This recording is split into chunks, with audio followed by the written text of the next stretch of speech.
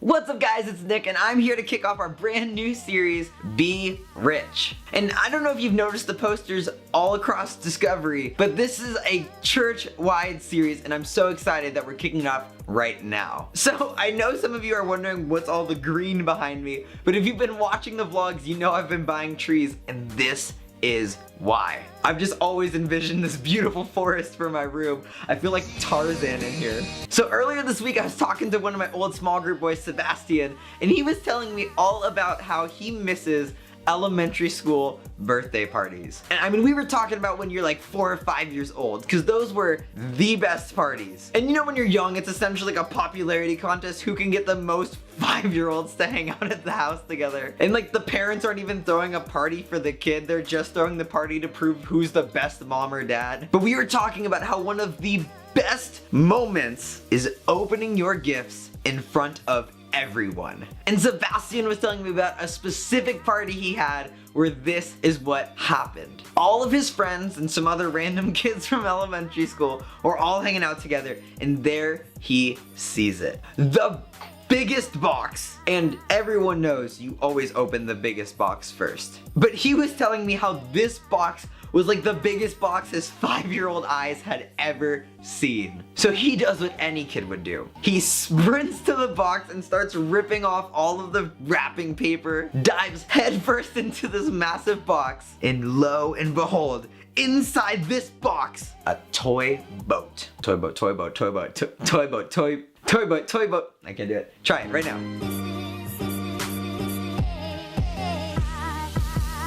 And I was like, oh, so you got a really bad gift? I don't know what he was telling me in the story. And he's like, dude, it was a pirate ship. And I'm over here like, a pirate ship? And he looks at me and he's like, a pirate ship. Every 5-year-old loves pirates. So he's telling me how he's the captain of this boat. All of his friends are freaking out about how cool this pirate ship thing is. And then it breaks. 30 seconds into owning this amazing pirate ship, it breaks. He was telling me that in that moment, he learned a very valuable truth. What we value won't always last. So I just want to say a quick thank you to Sebastian for sharing that story. And I want to pick up from there. I mean, we all love getting something new, right? Like if you're like me, when I got my iPhone 10, I had to see your phone. We were doing a full search, and for any scratches or dents, you were not touching my phone unless yours is spotless. Because there's just something about getting that new item that is everything. There's that moment when you get that new item that just makes you go,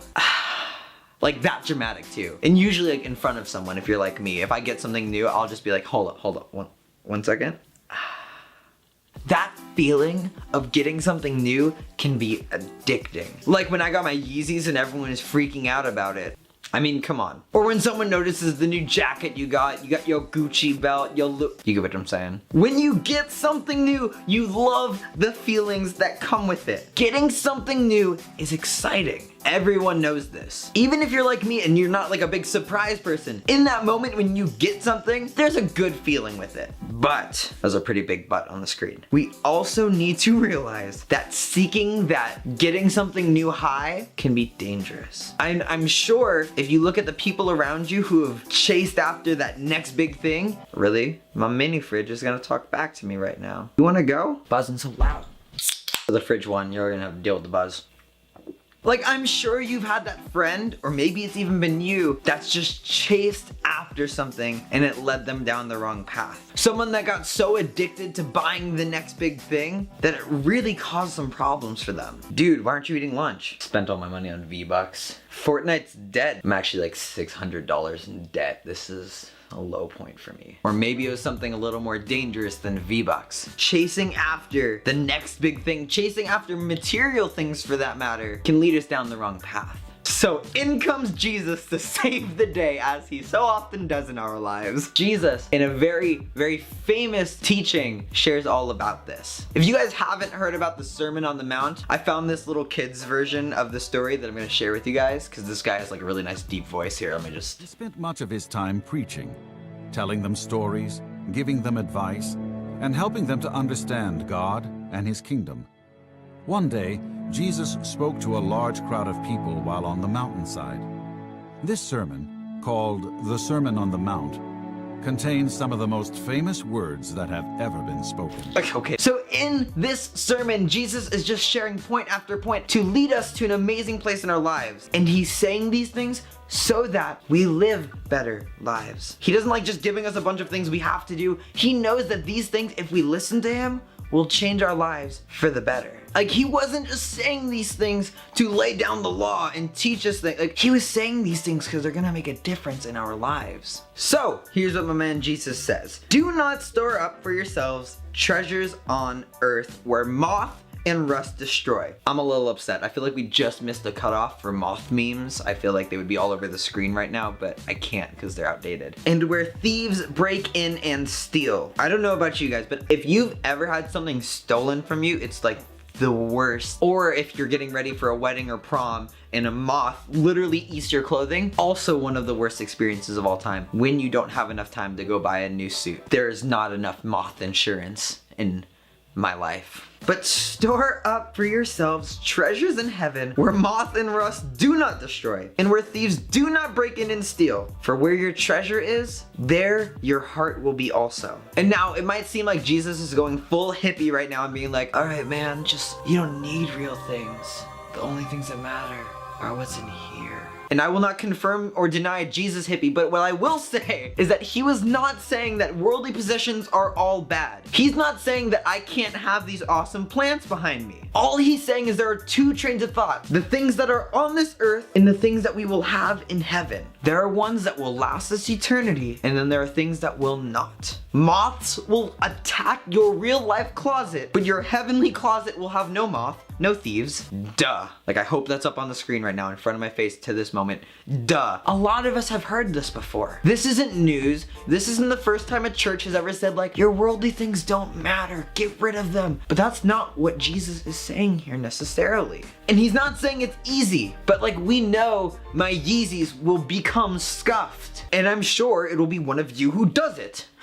Our current iPhone will eventually have horrible battery because Apple hates us and we're going to have to go buy a new one. We know these things, but we still can't help but want more. I want things all the time. There's never not a new thing that I don't not want. Play that back in slow motion. I wonder if I got that right. There's never not a new thing that I don't not want. But then Jesus do what Jesus does. He drops a bomb on the people listening. Where your treasure is, there your heart will be also. This isn't a materialistic problem. This isn't a problem of having too much technology. This isn't a budgeting problem. This is a heart problem. If we focus too much on the stuff in our lives, it affects who you are.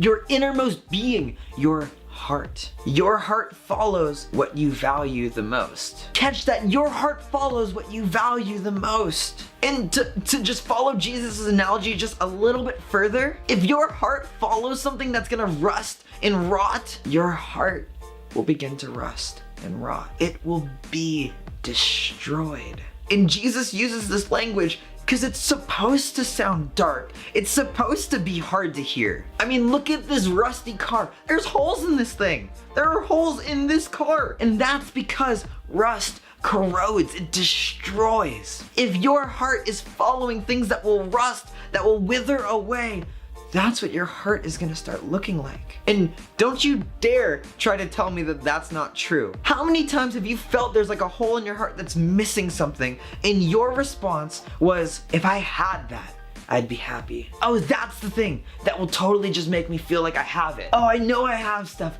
but that is what I need. The scary thing about those sentences is that you've said them more than once. If you're like me, you say them more often than you might realize. I mean, I didn't realize until I was really spending time on this scripture how often I try to fill those holes in my heart with things that create more holes. Not every material item is rust. Not every material item is a moth, but a lot of them are.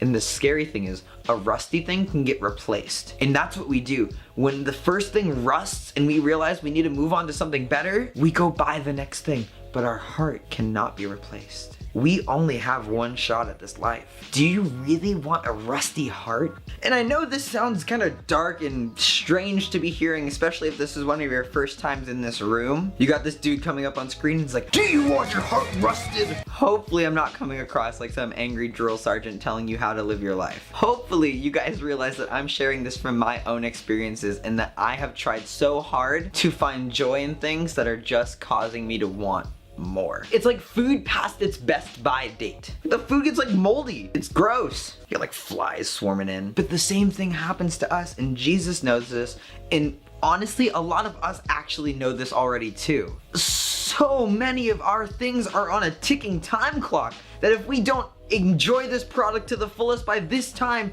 it's gonna go bad. And even if we do, it still goes bad. You constantly have to buy the next thing because yours expires. How many of you are holding on to something that you had when you were 4 years old? If Sebastian had not broke his toy boat, he would not be playing with it still, most likely. We would be holding an intervention for him right now if he brought his toy boat to DSM. When I bring my toy boat, you guys can't talk about it. That's personal. Here's the thing that Jesus is trying to say though. Whatever your treasure is, if it's good, it's gonna take you somewhere good. If it's bad, it's gonna lead you somewhere bad. And unfortunately for us, we live in a society that promotes so many bad things. I mean, so many bad things. I mean, just scroll through the ads on your phone, watch the TV for 20 minutes, go on YouTube and look at the ads. Most of the garbage is garbage. Most of those things, if we followed those truly and we just sought after those things, we'd be broke and even more unhappy than we might already be. I'm sure